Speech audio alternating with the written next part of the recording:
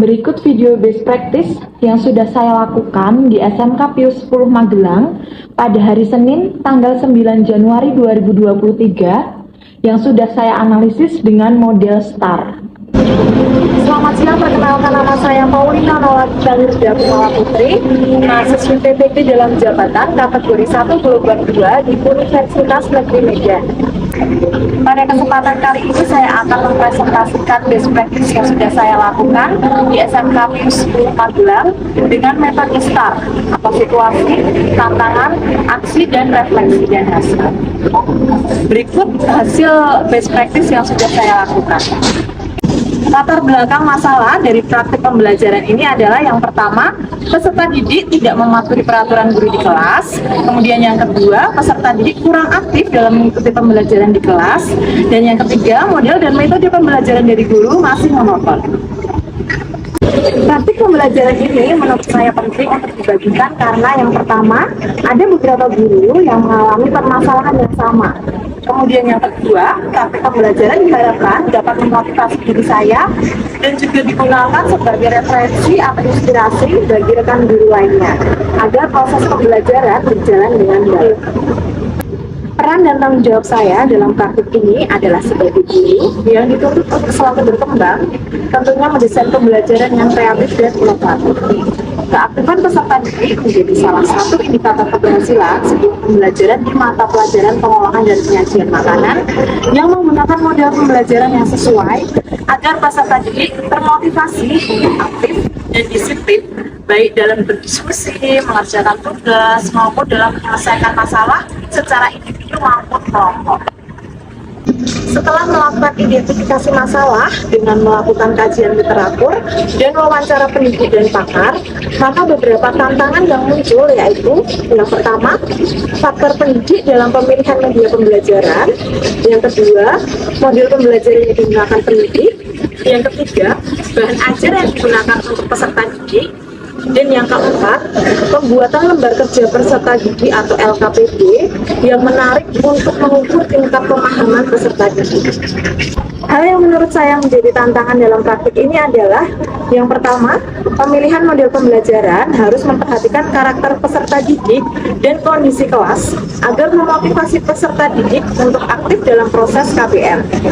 Yang kedua, guru harus meningkatkan keaktifan peserta didik melalui proses yang membiasakan peserta didik untuk berkembang dan berlatih mandiri melalui praktik dan pemberian problem secara kelompok. Dan yang ketiga, media pembelajaran yang aktif dan interaktif sehingga peserta didik tertarik dan antusias dalam mengikuti pembelajaran di kelas. Dari tantangan yang ada, saya dapat menyimpulkan bahwa tantangan tersebut harus melibatkan guru dan peserta didik. Guru yang terus mengembangkan kompetensi pedagogik dan profesionalnya, sedangkan dari sisi peserta didik, yaitu keaktifan dan disiplin belajar dari peserta didik itu sendiri. Aksi atau langkah-langkah yang harus dilakukan guru sesuai dengan tantangan yang dihadapi adalah yang pertama, pemilihan model pembelajaran. Berdasarkan kajian literatur, strategi yang harus dilakukan guru untuk meningkatkan kedisiplinan peserta didik dengan memahami karakteristik peserta didik dan penguasaan terhadap materi. Di sini saya memilih model pembelajaran problem-based learning dan project-based learning dengan hasil diskusi peserta didik tentang suatu pemecahan masalah, proses tanya jawab, dan mengajukan hasil karya melatih peserta didik untuk berpikir kritis dan aktif untuk menyampaikan pendapatnya sesuai dengan materi yang sudah diajarkan. Proses pemilihan model pembelajaran yang digunakan dalam praktik ini berpusat pada peserta didik melalui pengembangan LKPD. LKPD dibuat dengan berbagai kriteria soal HOTS yang disesuaikan dengan karakteristik peserta didik. Sumber daya yang diperlukan untuk pemilihan model ini adalah pemahaman guru atau kompetensi guru memahami sintaks dalam model pembelajaran, problem-based learning, dan project-based learning. Pemahaman guru tentang materi yang diajarkan dan literatur. Meningkatkan disiplin belajar dan keaktifan peserta didik. Yang pertama, berdasarkan kajian literatur, strategi yang digunakan guru untuk merancang pembelajaran yang berpusat pada peserta didik akan lebih merasa bahwa pembelajaran adalah miliknya karena diberikan kesempatan dalam berpartisipasi. Yang kedua, proses pengembangan pembelajaran yang berpusat pada peserta didik melalui proses diskusi, melalui kelompok kecil. Peserta didik dapat menyampaikan solusi akan pemecahan masalah dari LKPD dengan materi yang sudah disampaikan oleh guru. Yang ketiga, sumber daya yang diperlukan adalah kualitas guru dalam penyusunan rencana pembelajaran yang inovatif. Berkaitan dengan penilaian, strategi yang dilakukan berkaitan dengan penilaian adalah pendidik harus melakukan penilaian terhadap peserta didik secara menyeluruh. Pendidik harus menyusun instrumen penilaiannya meliputi yang pertama, rubrik penilaian, kemudian ada pedoman penskoran, lembar kerja peserta didik yang telah dikerjakan oleh peserta didik, dikumpulkan kembali untuk dicek dan dinilai oleh pendidik. Selanjutnya, pemilihan media pembelajaran. Yang pertama, strategi yang dilakukan guru dalam pemilihan media pembelajaran adalah memilih media pembelajaran yang tepat dan sesuai dengan materi pembelajaran. Di sini, guru memilih pembelajaran menggunakan media AnyFlip, kemudian ada Google Formulir, kemudian Canva, kemudian ada media interaktif yaitu Slido dan Mentimeter. Dampak dari aksi dan langkah-langkah yang telah dilakukan dirasa hasilnya positif dan dapat dilihat dari yang pertama, pemilihan model pembelajaran yang sesuai yaitu problem based learning dan project based learning, dan aktivitas pembelajaran yang berpusat pada peserta didik sangat membantu meningkatkan disiplin belajar peserta didik. Indikator disiplin belajar peserta didik antara lain menaati peraturan guru di dalam kelas, memperhatikan dan mendengarkan penjelasan dari guru, menjawab pertanyaan guru, mengajukan pertanyaan ke guru, mengerjakan tugas-tugas yang diberikan guru tepat waktu. Yang kedua, penggunaan media pembelajaran yang beragam, baik itu PPT, video, games, maupun LKPD, dapat membantu meningkatkan disiplin belajar peserta didik.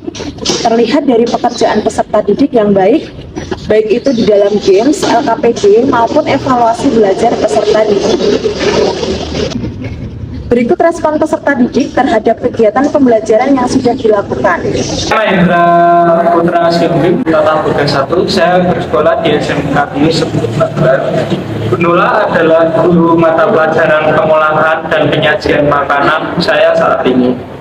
Kesan saya setelah mengikuti kelas pembelajaran dari Gunola, menurut saya media pembelajaran Gunola menarik karena menggunakan aplikasi-aplikasi yang bisa diakses melalui handphone seperti video, PPT dari Canva, Mentimeter, game workflow, dan lain-lain, sehingga materi lebih mudah dipahami, menyenangkan, dan semua tugas dapat terselesaikan tepat waktu.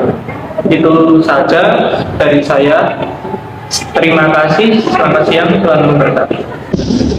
Berikut respon guru terkait dengan strategi yang dilakukan guru dalam pembelajaran di kelas.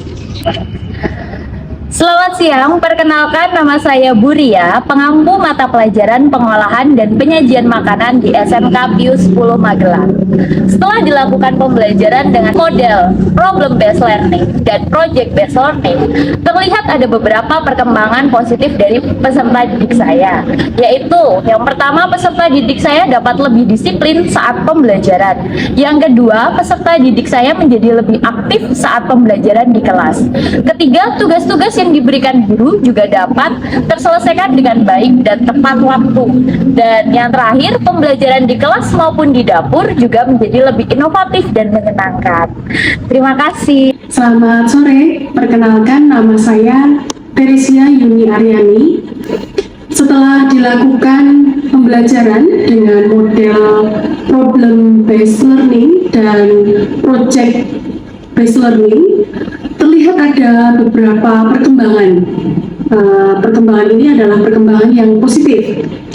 Di antaranya yang pertama, peserta didik ini dapat berpikir untuk kritis gitu, jadi bisa berpikir kritis, kemudian aktif untuk menyampaikan pendapatnya.